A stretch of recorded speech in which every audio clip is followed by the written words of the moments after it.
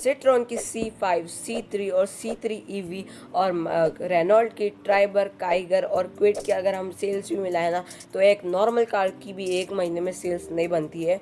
एक एग्जांपल देता हूँ टाटा पंच का, उसने एक महीने में हमेशा 10,000 यूनिट्स आराम से बिकती है।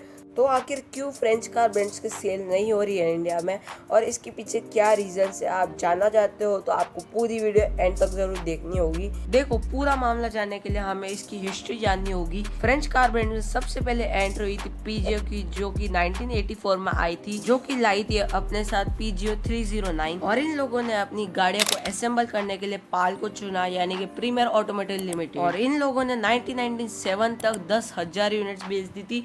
लेकिन आजकल आपको कम लगेगा, पर लेकिन उस टाइम के हिसाब से काफी ज्यादा हुआ करती थी। पर लेकिन पाल के अंदर लेबर क्राइसिस होने की वजह से पाल इसको पीजे को इंडिया छोड़ के जाना पड़ा।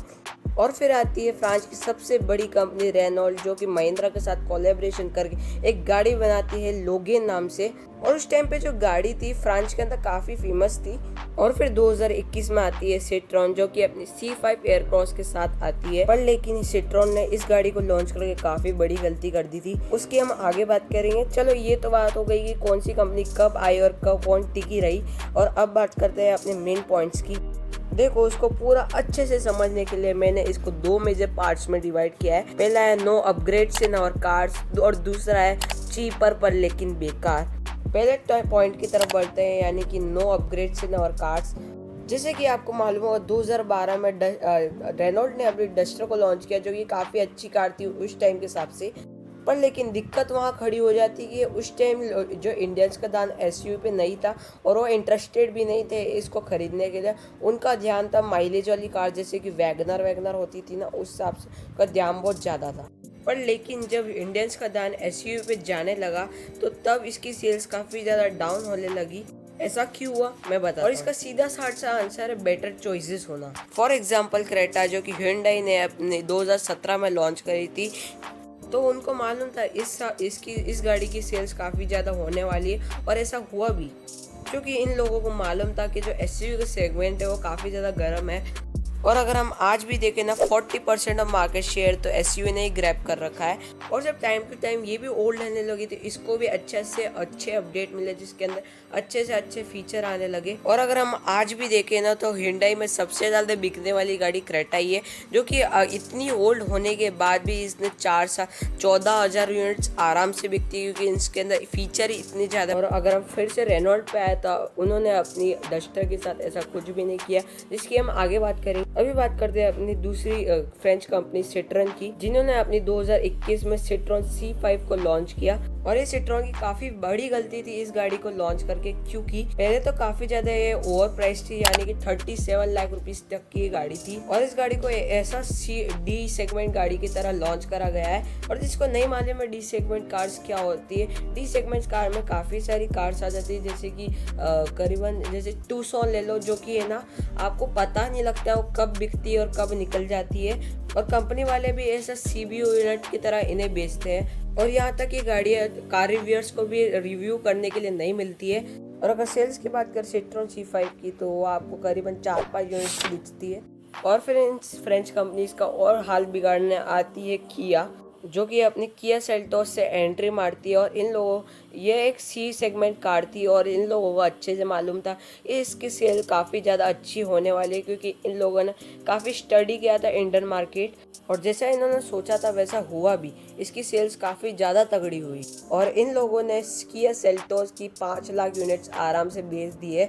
और कम सेल्स पे सिट्रॉन का मानना है कि इनका जो C5 एयरक्रॉस एक हेलो प्रोडक्ट है। और ये कहते हैं कि दिखाना चाहते थे कि सिट्रॉन किस लेवल तक का काम कर सकता है, जो कि हमने देख लिया अच्छे से कि कितने अच्छे लेवल का काम कर सकता है। और मेरे ख्याल से जो C5 एयरक्रॉस में जो फीचर सेफ्टी है वो इनकी दूसरी कार्स में भी रिफ्लेक्ट करने चाहिए थे, क्योंकि अगर इनकी गाड़ियाँ देखें ना तो C5 एयरक्रॉस थोड़ी ज़्यादा लग्जरी लगती है। और इन गाड़ियों में लग्जरियों के नाम पर सिर्फ बड़ी सी स्क्रीन है। पर फॉर एग्जाम्पल आप Hyundai क्रेटा ले और i20 ले, अगर उनका इंटीरियर देखें ना तो आपको काफ़ी सारी सिमिलरिटीज मिलने जाती है। और आपको उन दोनों गाड़ी को देख के आपको पता लग जाता है हाँ ये Hyundai की गाड़ी है।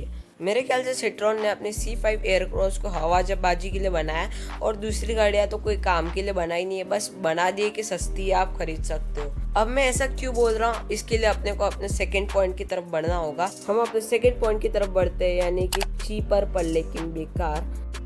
जैसे कि आपको मालूम होगा कि हर कंपनी एक स्पेसिफिक चीज़ों पर टारगेट करती है, जैसे फॉर एग्जांपल टोयोटा जो कि रिलायबिलिटी पे काफ़ी ज़्यादा काम करता है, और दूसरा एग्जांपल लेते हैं अपन मारुति का जो कि सस्ती गाड़ी बनाता है, और तीसरा एग्जांपल लेते हैं अपन जर्मन का, उनसे परफॉर्मेंस कोई छीन नहीं सकता है।